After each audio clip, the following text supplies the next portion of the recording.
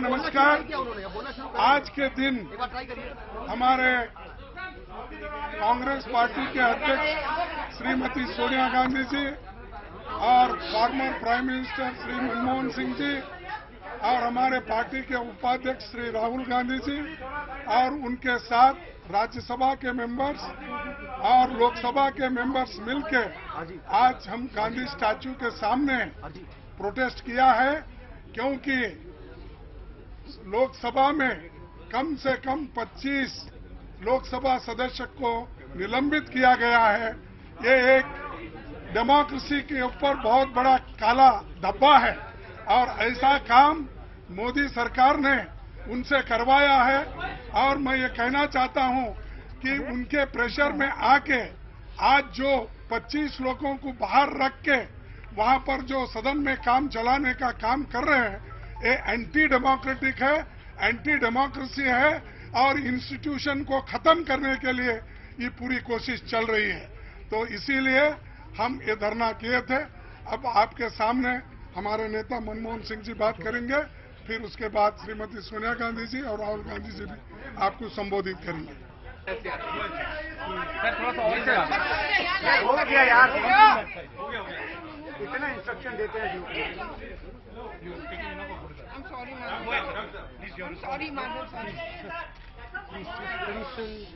Of as many as 25 members of the Congress party is no way of resolving issues which the Congress party has raised before the country, before the government and before Parliament.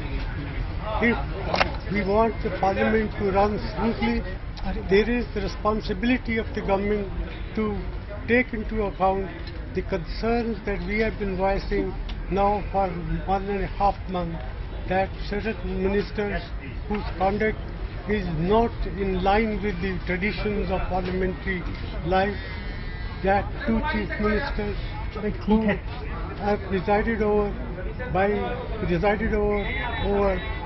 in affair which has brought shame to all of us. So I think we are just fully justified in saying, in demanding that these ministers should be asked to submit their resignation. Sonia जी, जैसे कि doctor Manmohan Singh, सरकार की duty बनती है parliament को चलाना है, और जिस तरीके से उन्होंने हमारे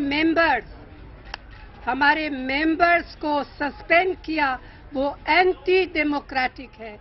और मेरे हिसाब से जो मैं समझती हूँ, लोकतंत्र का हत्या हो रहा है आजकल।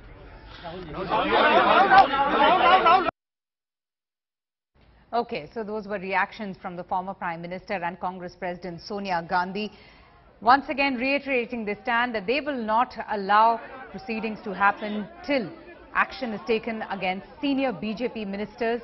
We are getting political reactions from the Congress MPs who are staging that protest short while, these are visuals in fact from a short while earlier, and all the opposition seemingly united in their stand against corruption and not allowing anything to happen in Parliament. We have seen so far there has been a complete washout of the monsoon session. Rahul Gandhi is speaking. He was speaking earlier. सिर्फ एक symbol है, क्योंकि जो हमारे 25 सांसदों के साथ किया जा रहा है वो पूरे हिंदुस्तान में किया जा रहा है। वो कॉलेज स्टूडेंट्स के साथ किया जा रहा है, इंटरनेट पे किया जा रहा है, पूरे हिंदुस्तान के इंस्टीट्यूशन से किया जा रहा है, किसानों के साथ किया जा रहा था। मैं अपने कार्यकर्ताओं से, देश की जनता से कहना चाहता हूं, हम इनके सामने जमीन के मामले पे कांग्रेस पार्टी इनके सामने खड़ी हुई। इन्होंने बहुत आवाजें की, बहुत धमकियां दी, बहुत चिल्लाए और फिर घूम के भाग गए। इसी प्रकार से इनको हम करप्शन के मामले पे, व्यापम के मामले पे, राजस्थान के सीएम के मामले पे और सुषमा स्वराज जी के मामले पे हम इन पे प्रेशर नहीं कम करेंगे। चाहिए हम सबको पार्लियामेंट से उठा के फेंक दें, पार्लियामेंट में हमें अंदर वापस ना जाने दें, बाकी देश बचा हुआ है, हम इनको पूरे देश में घेरेंगे। धन्यवाद। तीनों के इस्तीफे की मांग पर अभी भी आप कायम हैं? आपके खिलाफ डिफेमेशन का केस करेंगे? बार बार कह रहे हैं। देखिए, बार बार कहते हैं। हाँ राहुल जी, तो आपका सवाल क्या है?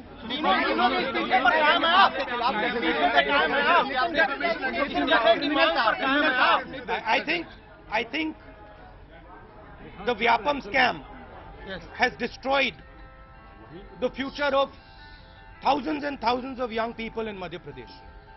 I think there is clear evidence that Sushma Swaraj ji has broken the law. And I will repeat this again, that Sushma Swaraj ji has broken the law. There is clear evidence that the Chief Minister of Rajasthan is directly involved financially with Mr. Lalit Modi. I am not asking for their resignation. The Congress party is not asking for their resignation.